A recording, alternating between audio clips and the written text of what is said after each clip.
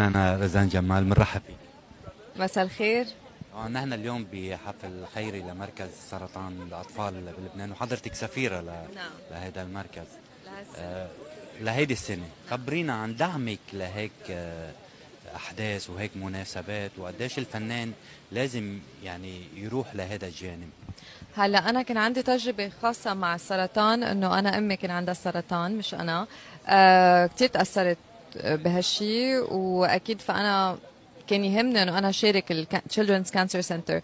كمان بعد ما لعبت دور سارة وهي بتكون ام عم بتعاني انه ابنها عنده سرطان، هذا كمان زاد علي. واكيد اول ما خلص المسلسل مثل كانه لقينا بعض وقررنا نشتغل مع بعض، وشرف لإلي انه انضم لهم واقدر ساعدهم هيك. شو بيقولوا spread hope. طيب أنت كنت يعني من الفنانات اللي كتير كان حضورهم قوي بالمسلسلات التركية المعربة. كان لك تأثير بمسلسل الثمن مع الفنان باسل خياط.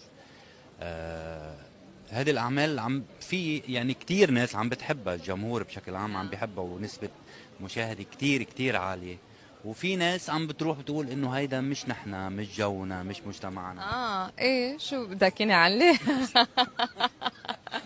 شو شو رأيك؟ شو بدك يني اقول لك؟ أنت شو رأيك أو شو ردك يعني أنت على